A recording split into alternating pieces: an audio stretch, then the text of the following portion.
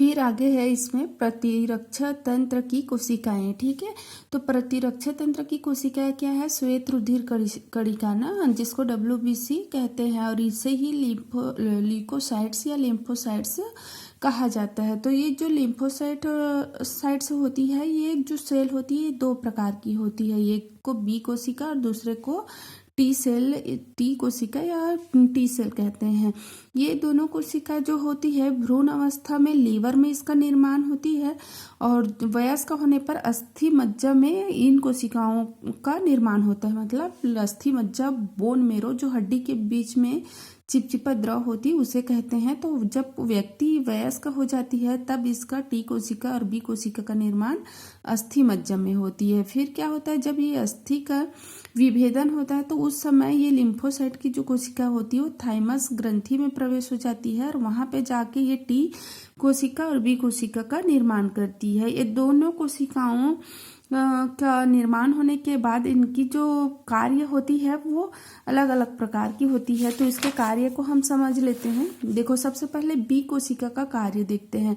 B कोशिका जब antigen के संपर्क में आते हैं, सबसे पहले एंटीजन एंटीबॉडी क्या होती है आप लोगों को समझना है। ठीक है, तो देखो, जैसे ये क्या हो गया, ये जैसे वायरस हो गया, वायरस मतलब विषाणु हो गया। ठीक है, ये वायरस है। अब ये हमारे शरीर में जब प्रवेश करेगी तो WBC लिम्फोसाइट, जो अभी मैं आप लोगों को बताई हूँ, बी सेल, टी सेल, किसी भी एक सेल से जब ये टकराती है, ठीक है, शरीर के अंदर, तो जब शरीर के अंदर जो वायरस प्रवेश होती है या जीवाणु प्रवेश होती है या जो भी रोगाणु प्रवेश होती है, उससे ही एंटीजन कहते हैं। उसे ही हम क्या बोलेंगे? एंटीजन।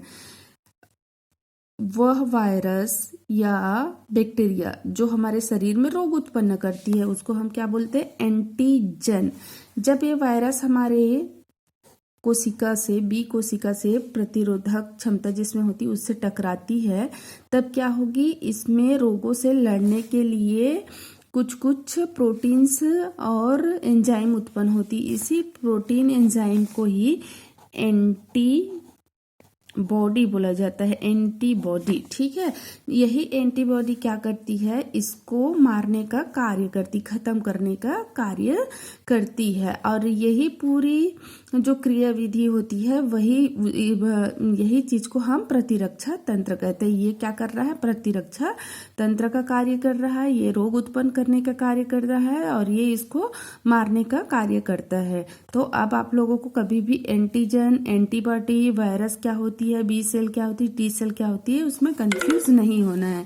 तो सबसे पहले बी सेल का कार्य देखो। ठीक है, बी सेल जो होती है, जैसे ही उसके साथ कोई एंटीजन, वायरस जब टकराती है तो वो एक साथ जैसे 1 सेकेंड में वो 2000 प्रतिरक्षी अणुओं का निर्माण कर देती है, और यही सभी अणु फिर उससे हमला करके रोगों से हम लोगों को रक्षा, मतलब कोई भी व्यक्ति का ये रक्षा करती है। सेकेंड है टी सेल, है ना। टी सेल जो एंटीजन के प्रति प्रतिक्रिया होती है वो अलग अलग प्रकार की होती है। वो हर अलग प्रकार के वायरस के लिए अलग अलग प्रकार की टी सेल की आवश्यकता होती है, और इसका जो अलग और टी सेल निर्माण करेंगे उसे ही क्लोन कहते हैं ना। फिर क्या होता है? टी सेल्स जो होती है वो बहुत सारे प्रकार की होती है, अलग अलग सेल जो अलग अलग कार्य करती है। जैसे मारक टी कोशिका, तो नाम से स्पष्ट है, ये जो टी कोशिका है जो ऐसे ही एंटीजन के संपर्क में आती है तो उसका नष्ट कर देती, भक्षण कर देती, इसीलिए इसको मारक कहा है। सहायक टी कोशिका, ये सहायता प्रदान करती है। जैसे बी कोशिका एंटीबॉडी का निर्माण करती है, उसमें वो सहयोग करेगा, तो इसको हम सहायक टी कोशिका कहेंगे। दाबक टी कोशिका, ये जो टी कोशिका होती है ये कोशिका को आक्रमण करने से रोकती है, इसीलिए इसको दाबक टी कोशिका कहते हैं। तो इस प्रकार से ये टी कोशिका का प्रकार और उसका कार्य, और यहाँ पर बी कोशिका के प्रकार और उनका कार्य यहाँ पर दिया है। इम्यूनिटी का रिस्पॉन्स मतलब प्रतिरक्षी अनुक्रिया। तो देखो, प्रथम अनुक्रिया क्या? 2 अनुक्रिया होगी, एक प्रथम और एक द्वितीय। प्रथम अनुक्रिया क्या है? जब वायरस शरीर में प्रवेश करेगा, ये प्रथम अनुक्रिया, ये बाहर से आके हमारे शरीर के अंदर प्रवेश कर रहा है, तो ये वायरस का प्रथम अनुक्रिया। सेकेंड अनुक्रिया, जब हमारे शरीर की प्रतिरक्षा तंत्र जैसे बी सेल है इसके साथ हमला करेगा, तो ये सेकेंड प्रतिक्रिया कहलाती है। इस प्रकार से ये 2 प्रकार से अनुक्रिया होगी, प्राथमिक अनुक्रिया और द्वितीयक अनुक्रिया। पहले वायरस का शरीर में इंटर करना, प्राथमिक अनुक्रिया, और एंटीबॉडी का उसके लिए हमला करना द्वितीयक अनुक्रिया कहलाती है। द्वितीयक अनुक्रिया को एनामिस्टिक अनुक्रिया भी कहते हैं। तो इस नाम से अगर दे दिया जाएगा क्वेश्चन तो इसमें कंफ्यूज नहीं होना है। आगे यहाँ पर एंटीबॉडी का डायग्राम बताया गया है। एंटीबॉडी मतलब एंटीबॉडीज मतलब क्या होगा, प्रतिरक्षा अणु, है ना। तो प्रतिरक्षा अणु क्या होती है, ये वाई शेप होती है, ठीक है, वाई शेप होगी और इसमें ये पॉलीपेप्टाइड चेन से बनी होती है। तो ये वाई शेप की होती है जिसमें से दोनों एक एक चेन, एक जो होती है हैवी चेन कहलाएगी और दूसरी चेन लाइट चेन कहलाएगी। एक हल्की होती है और एक भारी होती है। तो जो हैवी चेन होती है इसमें अमीनो अम्ल की संख्या अधिक होती है और जो लाइट चेन होती है इसमें अमीनो अम्ल की संख्या कम होती है। और नीचे की जो सीधी चेन होती है दोनों क्या होती है, हैवी चेन होती है जिसमें अमीनो अम्ल की संख्या अधिक होती है। तो इस प्रकार से ये क्या हो गई, एंटीबॉडी। एंटीजन ऐसे होता है ना, ये झाड़ के समान इसकी संरचना होती है। जब ये हमला करती है तो ये लाइट चेन और हैवी चेन के बीच में आके फंसती है। तो इस प्रकार से ये एंटीबॉडी और ये एंटीजन का डायग्राम यहाँ पे दिया गया है। आगे वैक्सीन और टीका क्या होती है, तो देखो अभी बार बार वैक्सीन के बारे में मैं आप लोगों को बता ही रही हूँ। यहाँ भी उसी चीज को बताया गया है।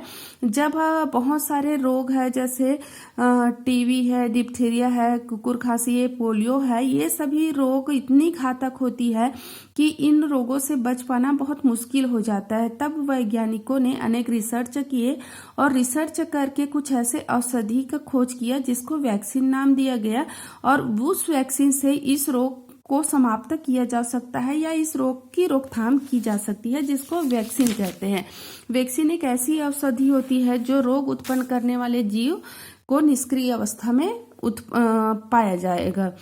तो इस प्रकार वैक्सीन को व्यक्ति के शरीर में प्रविष्ट कराया जाता है और प्रविष्ट कराने के बाद उससे प्रविष्ट किया जाता है किसी व्यक्ति के शरीर में। वैक्सीन को प्रविष्ट कराने की क्रियाविधि क्या कहलाती है, टीकाकरण कहलाती है। देखो टीकाकरण किसे कहेंगे, वैक्सीनेशन को ही टीकाकरण कहेंगे। छोटे छोटे बच्चों को हर मंथ, जैसे वह 1.5 मंथ की है, 2.5 मंथ की है, 3.5 महीने की होती है या 6 मंथ की होती है, 9 मंथ की होती है, तो उसको क्या लगता है, टीका लगाया जाता है, वैक्सीन उसी को ही वैक्सीनेशन या टीकाकरण कहते हैं ना।